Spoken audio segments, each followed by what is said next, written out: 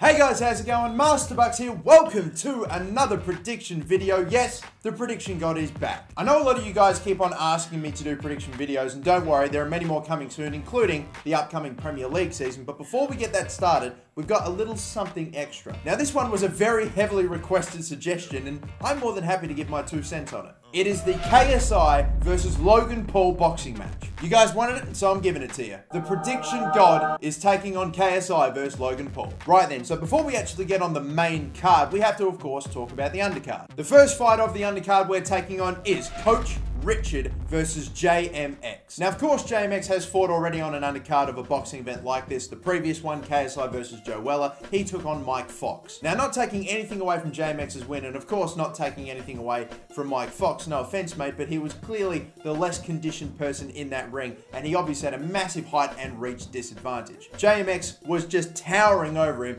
and pummeled him, absolutely decimated Mike Fox, and now he goes up against a person that's actually going to give him a bit of a fight. Coach Richard, aka, for any of you that don't know, because he's not a massive YouTuber, he's just getting started, but a former Olympian, a former 400-meter runner at the Olympics, is obviously going to have a massive cardio advantage. Is going to be a lot fitter than JMX is going to be. And look, I reckon that definitely is going to go a long way, the fitness of the individuals in the ring, because especially since it's not a pro boxing event, it's just amateurs, they're still going to be wearing headgears. It's a lot harder to actually try to knock a person out or to even TKO them. It is a pretty tough one to call, but of course, because I've got so many other fights to get through, I may as well just pick a winner here. And I'm going to say it's going to go the distance. I don't think any of the other fights at the previous boxing event went the distance, but either way, this one will. And we're going to give this one, I'm going to say, it's hard to write off an Olympian over a YouTuber in a sporting event. So we're going to have to go with Coach Richard. The next fight on the KSI versus Logan Paul undercard is Rossi HD versus Momo FIFA. Now look, I'm just going to get through this one nice and quickly, okay? Because there are actually some pretty interesting fights on this undercard that I'm looking forward to, and I'm looking forward to predicting. But this fight, again, no offense Rossi, no offense Momo, never met either of the two of you, but you both seem fine. Why is this a fight? Why is this happening? Because look, there are some actual fights on this undercard that are sort of somewhat interesting to me, like FaZe Sensei, for example. I can't wait to see what he's going to do in an actual boxing match, and I can't wait to see what a former Olympian taking on a pretty built YouTuber, what they're going to do. Like, there are some interesting fights on this card. But Rossi HD versus Momo FIFA, I just have no interest in it. I've done research on pretty much every single one of these fights except for this one, because I just don't. But look, I'm going to say that this one's a draw. How about that? I'm going to say that one bloke, not going to be specific or anything, but one of these two fighters is going to maybe take control and is maybe going to win the first couple of rounds. And then I'm going to say that the bloke that was losing the first initial rounds starts to get a second win, takes over, really puts the pummeling on the other guy, and let's say gets a 10-8 round, and maybe, because we don't see enough draws in fights anymore, you know, I want to see a draw on this card, and maybe, who knows, if Rossi and Momo can provide that for us, then I'll be happy. Now on to the next undercard fight. Now this is one that I'm actually looking forward to seeing, and I'm very interested to see how it's going to go. We've got FaZe Sensei taking on OverFlow. FaZe Sensei, I'm sure quite a fair few people watching this would probably be aware that he has quite a strong MMA background, and his challenger, or his opponent, OverFlow, is coming from a jiu-jitsu background. Two blokes that are pretty well conditioned, that have been training and doing martial arts for years, jumping into a boxing ring for their first ever fight.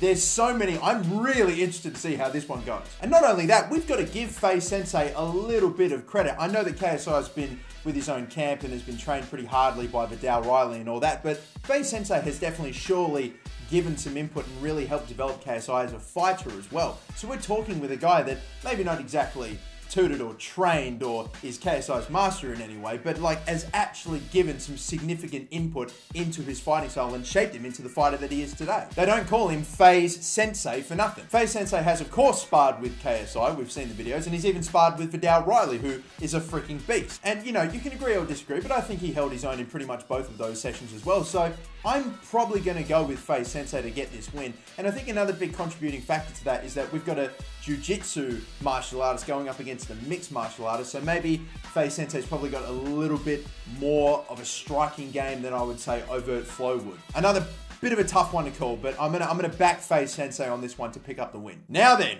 another fight on the undercard, another one I'm actually looking forward to, and these blokes haven't exactly got years of mixed martial arts or boxing training like the last two guys, but it's still a fight I'm looking forward to. We have got Scarce taking on Michael Philippou from the Raka Raka, and I had a little voice break there.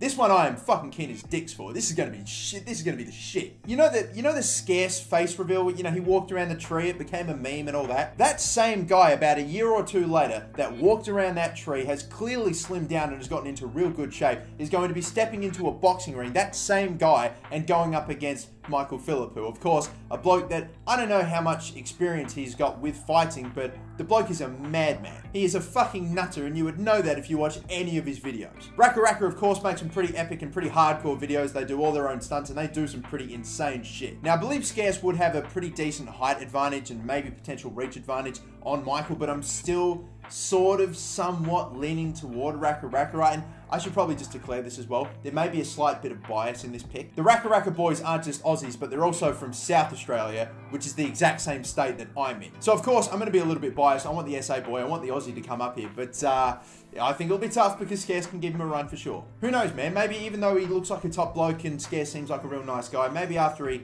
cops a couple of jabs and a hook or two here or there, then maybe he gets fired up and we see a bit of fucking cunt in him and it comes out, and then we see the real side of Scarce and he just goes to fucking town. Unlike with Michael, where he's basically at 100 all the fucking time. But nah, look, I'm gonna go with the Raka Raka on this one. Scarce, if you prove me wrong, then I'll humbly put my hand up and say, you know what, prediction got that one wrong, but I'm giving this one to Raka Raka. Now for the next and final undercard fight, which is going to be AnEsonGib versus Jay from TGF. Now, this is definitely one that I'm pretty interested in, and more so for AnEsonGib, because at the last boxing event, I don't think there was any one person in particular that impressed me with their progression and their evolution as a fighter. AnEsonGib against Max Plays FIFA fucking demolished him. He annihilated him. Of course, we talked about before, he actually flattened him. We didn't see an awful lot of people get, you know, punched and dropped to the ground, and AnEsonGib was actually able to provide that for us when he took on Max Plays FIFA. Probably because, again, no offense to Max, but Jay's going to certainly be a much tougher opponent for him, and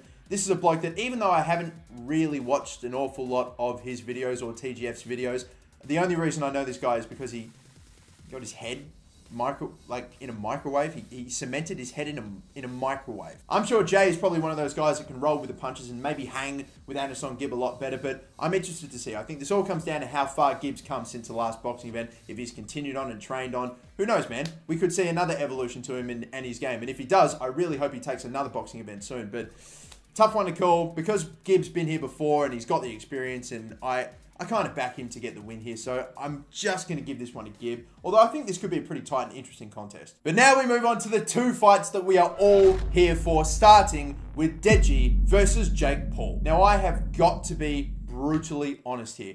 When I found out that Deji was actually legit, no joke, fighting Jake Paul, I was really fucking nervous for Deji. I wasn't just nervous, I was legit scared. Those first couple of boxing videos that we saw, where he was taking on a couple of his mates in the Sidemen house, he took on his brother, he took on Mini Minter, he got dropped by Mini Minter. Hey, look at him, you gotta look at him. If you can't, oh, good body shot, good body shot. Again, no offense to Mini Minter, but like his arm is the size of my index finger. Every time he took a punch, he would shrivel up and turn his back, and he would do a spinning back fist to try it. 15 seconds left. Bruh.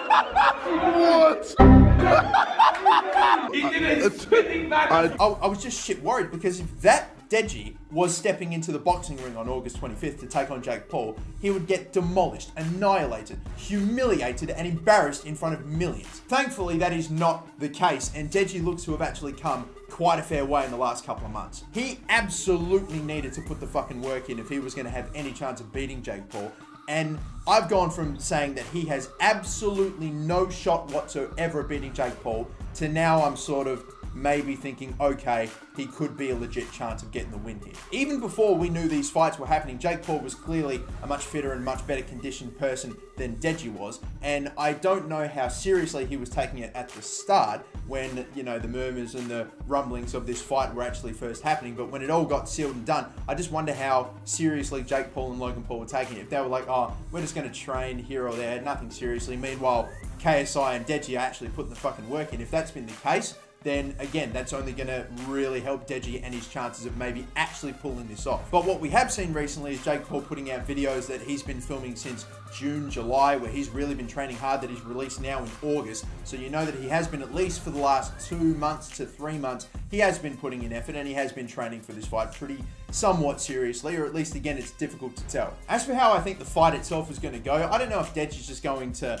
rush Jake Paul, if he's just going to throw hands straight away, or if they're actually going to sort of maybe square off for a little bit and try to pick each other apart. I doubt very much that that's how it's going to go down, especially with Deji in it. I don't know, hopefully his training will actually stop him from just rushing in again if he wants to actually try to land something on Jake. But I can imagine this fight may be getting quite sloppy, especially at the beginning. I don't know. It's difficult. It's difficult to tell. I will say this: I don't want to completely write off Deji's chances, but I don't exactly see him scoring a knockout against Jake Paul, if you know what I mean. I feel like the only way he wins is if it goes the distance, and if it does go the whole way, then the conditioning and the cardio of the two fighters definitely plays a major factor in who gets the win, who controls the tempo of the fight. And I don't exactly think Deji's going to be able to do that over Jake Paul. Deji, if you are watching, then props to you. You've taken leaps and bounds. You've taken massive strides in developing yourself as a fighter. And I really do hope that you give it to Jake a little bit. But I'm sorry, mate. I can't in good conscience give you the win here. I know that you have had so many people write you off. And look, I hate to be one of those people, but it's not like I'm doing it because I'm against you or anything. I just legitimately think that Jake Paul is going to pick up this win. We will see if Deji can prove me wrong, although I kind of feel pretty confident in saying Jake Paul is going to win this fight. Way more confident than I feel in predicting a winner of this next final fight. It is the main event of the evening. It is KSI versus Logan Paul. This is what we're here for. The YouTube Championship of the World on the line. KSI stepping out to defend his title against Logan Paul. Now, before we get this thing started, I just wanted to say as well, okay? Some people are very heavily biased toward KSI. Some people are very heavily biased toward Logan Paul. I've met KSI. I've never met Logan Paul. I'm just clearing it all. I'm getting it all out there. And even though I mean, KSI I've met and he's a top lad. I haven't met Logan Paul, and yes, there's obviously a lot of things that are surrounding him. The fact, with all that happened in January and all the stuff that's happened prior to that. But look, I'm just lay it all on the line right here. I honestly do not have a favored person to win this fight. I am perfectly neutral in this fight. Just throwing that out there so that way, when I do eventually give my predictions, you know it's not biased. I promise you that. I'm saying it how it fucking is, okay? I am just picking a winner here who I legitimately think will win. We'll start off with KSI now. He is the defending champion. He's the one that's taking it bloody seriously, maybe more than any other person on this card. I mean, he's talking about going fucking pro after this fight if he gets the win. I think between the Joe Weller fight and this one that he's kept in pretty good condition, and of course, I'm sure he's only going to get better as we lead up toward August 25th. He's been here before. He's got the experience. He's stepped out in front of a crowd into that boxing ring and actually squared off against, again, it was Joe Weller, and even though I think Joe Weller did not put on the fight that he was hoping, and probably what we were all expecting he would, he really did get dismantled by JJ. He had his moments in that fight, but I think it was, I don't know if it was a strategy thing, whether he was told to absorb all those punches and just look for the killer blow and just get basically jabbed to fucking death by KSI, or maybe it was a mental thing and he just was sort of maybe overcome by the situation. I don't know. But KSI did the job. He did it thoroughly. Now he's going to do it against Logan. Logan, who, let's talk about the obvious things here. The fact that he will have a, maybe not massive, but pretty sizable height and reach advantage over KSI. JJ's last opponent, and yes, he's been sparring, I'm sure, with blokes that are like 6'6", and so he'll be ready for Logan, but compared to his last fight, Joe Weller is like 5'8", and Logan Paul's like 6'3". There's nearly a half a foot in difference there. Logan Paul is going to be so much bigger of an opponent than Joe Weller is, and you know that Logan Paul is going to be cutting weight for this as well. So if he is doing that, he's just going to put so much of that back on. He's going to be so much bigger than JJ when they actually do step into the ring. Of course, KSI's got that boxing experience. He's been training for over a year now, and maybe Logan hasn't been putting in as much time specifically boxing, but we know that he has a background in wrestling and in martial arts. Yeah, I know, it is wrestling, and he's been performing at a pretty high level. He was like, I don't know if he was state champion, but he was performing at a very high level. Clearly, the lad is built like a fucking tank, and he has been for goddamn ages now, and you know that he's only, again, putting on the muscle and conditioning his body even better. But one thing that I do have to say that kind of worries me when it comes to Logan's chances of winning this fight is kind of like what I said with Joe Weller a moment ago, the mental side of things. We saw how he dealt with the London press conference. No one in that building was there to support him, or at least maybe 2 or 3, 4 or 5 fucking weirdos from the Low Gang in America that actually flew for the conference. He clearly had no support in that building except for the team that came out with him. And that is going to be the exact same scenario times fucking 100 in the Manchester Arena. Again, no one is going to be supporting Logan Paul. They're going to be booing, cheering against him. It's all going to be KSI support. And unlike the last fight where it was sort of half Weller, half KSI, this is all KSI and only his support. I think the biggest thing that stands in the way of Logan Paul winning this fight is himself and him getting past that mental barrier. If he can clear his mind, go out and do the job and actually focus to his strategy, I think he will probably have he'll have, obviously, be the bigger person in that ring. He'll have, I think, more punching power than JJ. Obviously, in the KSI versus Joe Weller fight, JJ was landing some pretty big shots, but none of them could really drop Joe Weller to the ground. They clearly rocked him, you know, punch after punch after punch. He absorbed like 20 relatively big shots in just like a minute span in one round. He was clearly done, and the ref took for bloody ages to stop the fight. But none of those one punches could put him away. It could drop him. So I don't know if he's going to be able to do that to a guy like Logan Paul. I guess it depends on what his chin's like, but I mean, we'll have to wait and see. So much of how this fight goes depends on Logan. And I tell you what, if he is actually able to overcome everything, all the people in the building being against him and everything that's happened to him in this year and everything that, to be fair, he did to himself and all the repercussions that have come his way, if he can come over all of that, win this fight. We know that boxing and, you know, underdog stories and redemption stories with boxing, they're beautiful. They're just beautifully mixing in together. And I feel like we could genuinely have another one on the cards if this happens. If Logan Paul does win, it's not going to, you know, wipe the slate clean. It's not going to forgive him of all the sins that he did before, what happened in Japan in January and all that stuff. Obviously, that's going to be with him forever. But fuck me if it won't be a big redemption story for him. And it just will. I don't care if you don't like the guy. You will not be able to deny that this would be a massive redemption story. It'd be a massive comeback moment for him. But is it going to happen for him? Or is JJ going to defend his title?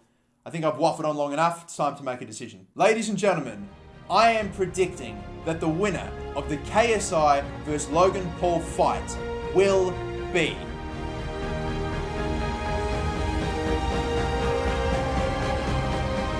It's going to be JJ. We're giving it to KSI, and I've had to think so long and so hard and give so much, like, just try to figure it out and think of every little thing, and analyze every little detail. I've got to give it to KSI. That is not me absolutely saying 100% he'll win, even though, yes, I am prediction god, of course. But I'm predicting that KSI will win this fight. Logan Paul could very well do it. He's going to be the bigger man with slightly more punching power, and if he can overcome all the hurdles and all the obstacles that are in his way, if he can actually just focus on the fight and execute his game plan and execute his strategy, I think maybe he could pull it off. But, you know, it's too late to go back now. I've said JJ's going to win it. I'm sticking to my guns. But until next time, guys, and until my next prediction video, thank you so much for watching. My name is the MasterBucks. Don't forget to like and subscribe if you haven't already, and have a good one.